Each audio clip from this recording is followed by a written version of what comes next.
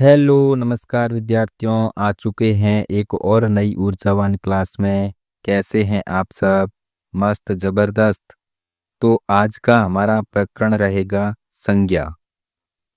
कल की क्लास में हमने पढ़ा था शब्द के भेद, और वो पढ़े थे दो प्रकार के। पहला विकारी शब्द और दूसरा अविकारी शब्द। आज हम विकारी शब्द का जो पहला भेद संज्ञा है उसके बारे में विस्तार से अध्ययन करेंगे। आज का प्रकरण शुरू करने से पहले मेरा आपसे कल की क्लास से 5 प्रश्नों का एक छोटा टेस्ट रहेगा। इसमें आपको अपने सही उत्तर का चयन कर अपना मूल्यांकन करना है। तो पहला प्रश्न, एक या अधिक अक्षरों से बनी हुई स्वतंत्र सार्थक ध्वनि कहलाती है? पदबंध, पद, संज्ञा, शब्द।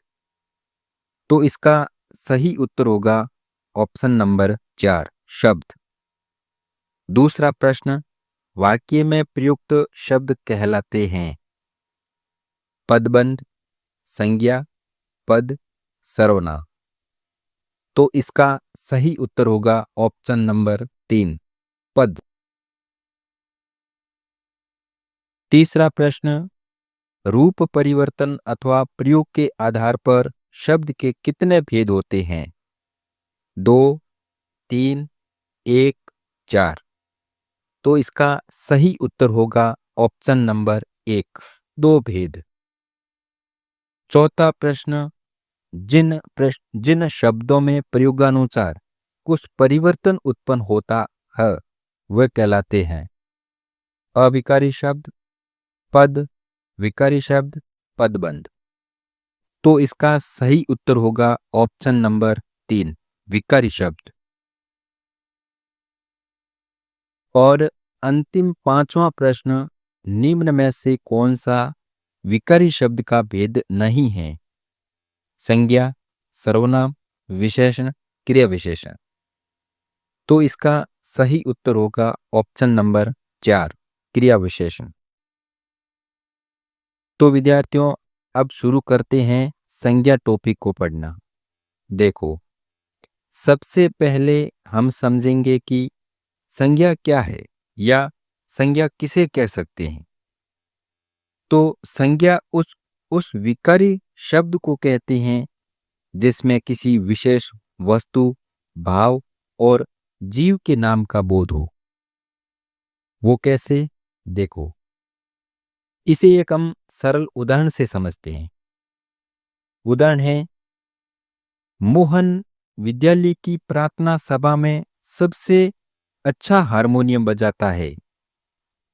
देखो, इस वाक्य में मोहन, विद्यालय, प्रार्थना, अच्छा और हारमोनियम शब्दों को रेखांकित कर दिया जाए और हमें पूछा जाए कि यह क्या है, तो हम कहेंगे कि मोहन एक व्यक्ति का नाम है और विद्यालय एक विद्या ग्रहण करने के स्थान का नाम है।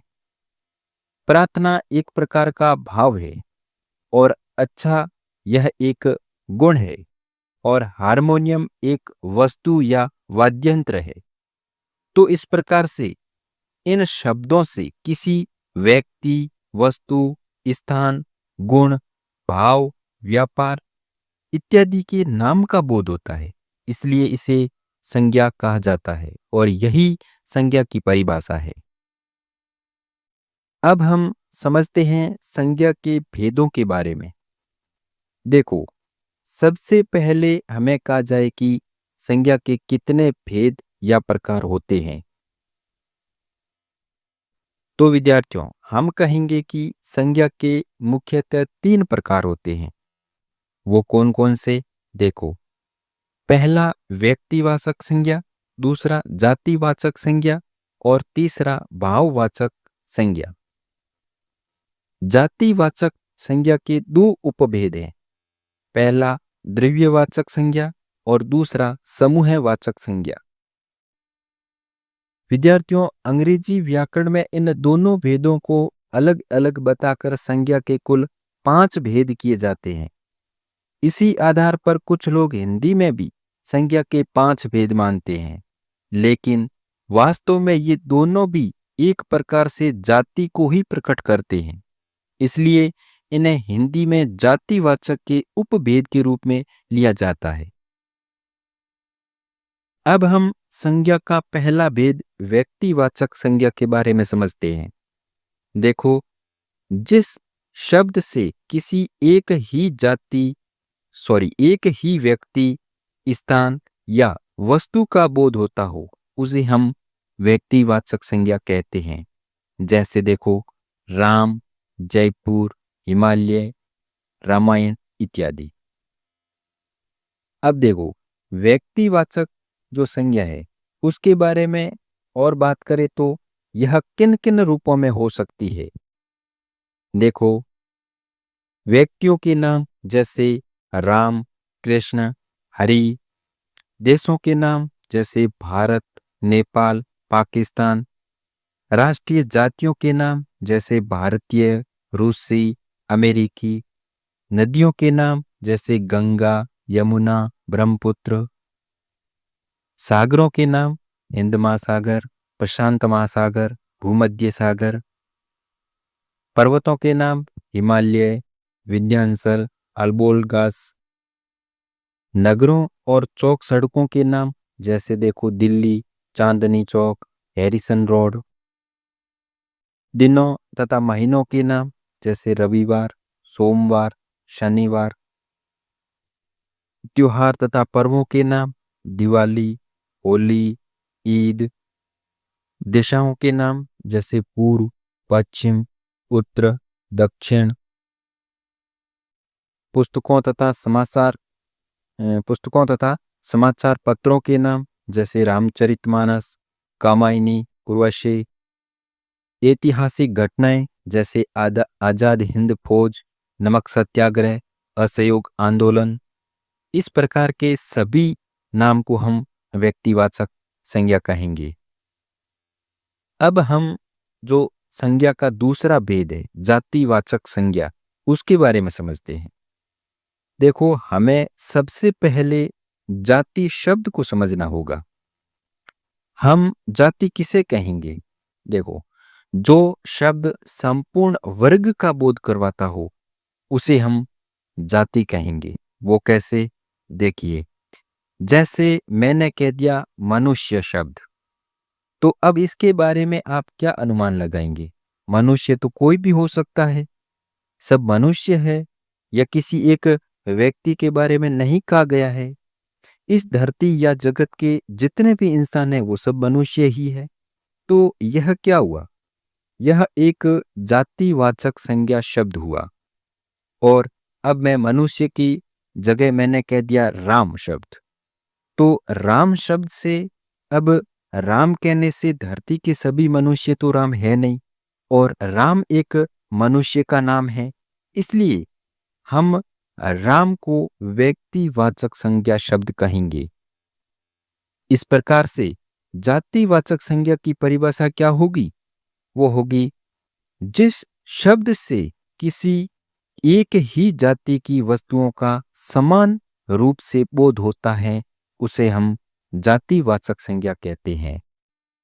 आगे देखो, इस अपने जो जातिवाचक संज्ञा है, इन शब्दों को देखिए। जैसे नदी, ये जातिवाचक। गंगा व्यक्तिवाचक। पर्वत जातिवाचक। हिमालय व्यक्तिवाचक। जयपुर ये भी व्यक्तिवाचक। नगर जातिवाचक। रामायण व्यक्तिवाचक। पुस्तक जातिवाचक। इस प्रकार ये सभी जातिवाचक संज्ञा के रूप हैं। और इसके अलावा हम जातिवाचक संज्ञा के और रूप देखें तो देखो, जैसे वस्तुओं के नाम पुस्तक, कुर्सी, मेज। पशु पक्षियों के नाम तोता, मोर, कबूतर, घोड़ा। संबंधियों के नाम जैसे भाई, बहन, पिता। पदों के नाम जैसे अधिकारी, प्रधानमंत्री, लिपिक। व्यवसायों के नाम जैसे व्यापारी, बुनकर, बढ़ई। प्राकृतिक वस्तुओं के नाम जैसे फूल, भूकंप, बाढ़। खाद्य पदार्थों और वस्त्रों के नाम जैसे रोटी, आलू, आम, इस प्रकार से। अब हम आगे समझते हैं जातिवाचक संज्ञा के जो दो उपभेद हैं उसके बारे में। देखिए, इन्हें समझना बहुत आसान है। कैसे? पहला पहला जो इसका उपभेद है वो है द्रव्यवाचक संज्ञा। देखो, द्रव्य शब्द का मतलब होता है पदार्थ, और पदार्थ से हम क्या कर सकते हैं? कई प्रकार की वस्तुओं का निर्माण कर सकते हैं। इसलिए द्रव्य या पदार्थ का बोध कराने वाली संज्ञा को हम द्रव्यवाचक संज्ञा कहेंगे। जैसे देखो, स्टील, लोहा, पीतल, तो ये पदार्थ हैं और इनसे हम बर्तन बनाए जाते हैं। लकड़ी, जैसे इनसे फर्नीचर बनाने के लिए काम आती है। प्लास्टिक, जैसे इनसे खिलौने बनाने के लिए यह काम आती है। ऊन, इसे कपड़े, स्वेटर बनाए जाते हैं। सोना, चांदी, इससे आभूषण बनाए जाते हैं। तो यह सभी क्या है? ये सभी द्रव्यवाचक संज्ञा शब्द है। अब दूसरा उपभेद है समूहवाचक संज्ञा। तो इसे हम समझते हैं। जैसे देखो, समूह का मतलब क्या होता है? जहां एक से अधिक के होने की संभावना हो, तो उसे हम क्या कहेंगे? समूह कह सकते हैं। यानी जो संज्ञा शब्द किसी समुदाय या समूह का बोध कराते हैं उसे समूहवाचक संज्ञा कहा जाता है। जैसे देखो, दरबार, सभा, कक्षा, सेना, टीम, भीड़, दल, तो इस प्रकार से। देखो, एक महत्वपूर्ण नोट याद रखना कि द्रव्यवाचक संज्ञा और समूहवाचक संज्ञा का प्रयोग हमेशा एक वचन में ही किया जाता है। अब समझते हैं संज्ञा का जो तीसरा महत्वपूर्ण भेद है वो है भाववाचक संज्ञा। इसमें देखो, सबसे पहले समझते हैं भाव का क्या मतलब होता है। भाव यानी भावना या फीलिंग। जब हम किसी वस्तु को देखने या छूने के बजाय उसे महसूस करते हैं तो उसे हम भाव कहते हैं। इस प्रकार से इसकी परिभाषा क्या होगी? जिस संज्ञा शब्द से प्राणियों या वस्तुओं के गुण, धर्म, दशा, कार्य, मनोभाव आदि का बोध होता हो तो उसे हम भाववाचक संज्ञा कहेंगे। जैसे देखो, बचपन, मिठास, निर्धनता, क्रोध, प्रेम इत्यादि। अब देखो, गुण गुण हो गया, दशा, व्यापार, मनोभाव, वो किस रूप में होते हैं इसे समझते हैं। देखो, गुण जैसे पशुता, मनुष्यता, देवत्व। दशा जैसे बुढ़ापा, जवानी, रोग। व्यापार जैसे दौड़, पढ़ाई, लिखाई। मनोभाव जैसे क्रोध, स्नेह, प्रेम, इस प्रकार से। अब हम आगे समझते हैं भाववाचक संज्ञाओं की रचना किन किन शब्दों से की जा सकती है। तो वो मुख्यतः 5 प्रकार के शब्द है। कौन कौन से? देखो, पहला है जातिवाचक संज्ञा से, दूसरा सर्वनाम से, तीसरा विशेषण से, चौथा क्रिया से, और पांचवा है अवयव से। इन शब्दों से भाववाचक अपन संज्ञा बना सकते हैं। पहला है, अब देखो, जातिवाचक संज्ञा से भाववाचक संज्ञा बनाना। जैसे मित्र से मित्रता, बच्चा बचपन, जवान जवानी, लड़का लड़कपन, ग्राम ग्राम्यत्व, इस प्रकार से। अब देखो आगे, दूसरा जो है वो है सर्वनाम से भाववाचक संज्ञा को बनाना। जैसे मम, सर्वनाम से ममता या ममतो। सरो से सरवसो। आप से आपा, निज से निजतो, अपना से अपनापन या अपनातो, इस प्रकार। तीसरा है विशेषण से भाववाचक संज्ञा बनाना। जैसे मीठा से मीठापन, मोटा मोटापन, सुंदर सुंदरताई या सौंदर्य। इसमें एक याद रखना, ता और य प्रत्यय एक साथ नहीं आ सकते, यानी हम सुंदरता नहीं बना सकते। और लंबा, लंबाई, पंडित, पांडित्य या अपन कह सकते हैं पंडिताई, इस प्रकार से। चौथा है क्रिया से भाववाचक संज्ञा बनाना। जैसे देखो, पढ़ना, पढ़ाई, रुकना, रुकावट, चिल्लाना, चिल्लाहट, चलना, चाल, बोलना, बोली, इस प्रकार से। पांचवा है अवयव से भाववाचक संज्ञा को बनाना। जैसे देखो, निकट से निकटता, दूर से दूरी, समीप से सामीप्य, शाबाश, शाबाशी, वाह वाह, वाहवाही, इस प्रकार से। भाववाचक संज्ञा में भी एक नोट याद रखना पड़ेगा, वो है भाववाचक संज्ञा सामान्यतः एक वचन में प्रयोग होती है, किंतु कभी कभी उसका बहुवचन में भी क्या हो जाता है, प्रयोग हो जाता है। जैसे देखो, एक उदाहरण के माध्यम से समझते हैं, वो है रावण के चरित्र में अनेक बुराइयां थी। तो यहाँ पर देखो, बुराइयां शब्द है वो क्या है, बहुवचन है। क्या है, बहुवचन है।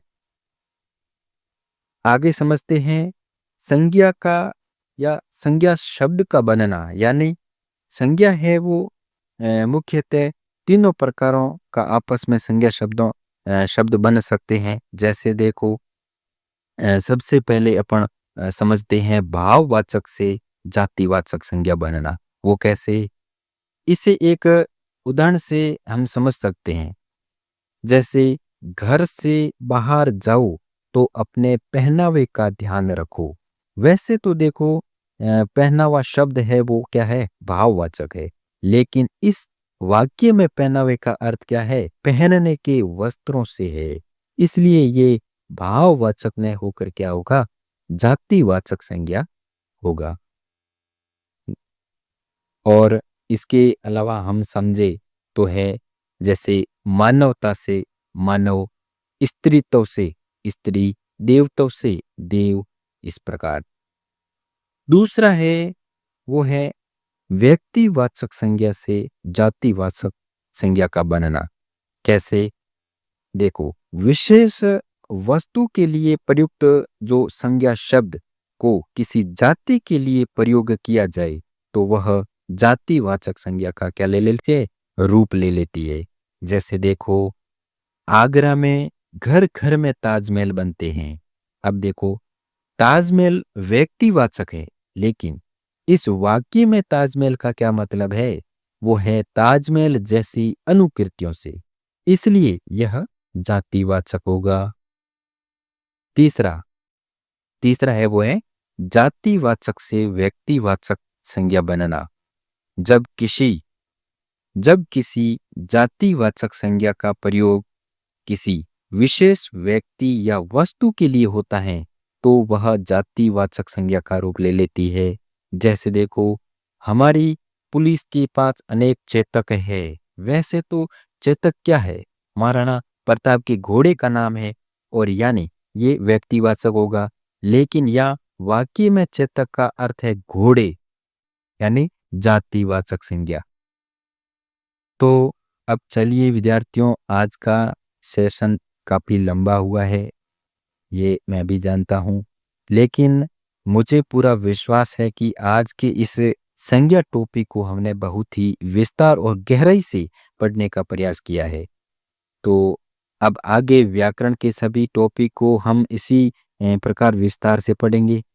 क्लास को लाइक करें, चैनल सब्सक्राइब करें। तो चलते हैं साथियों, धन्यवाद, जय हिंद।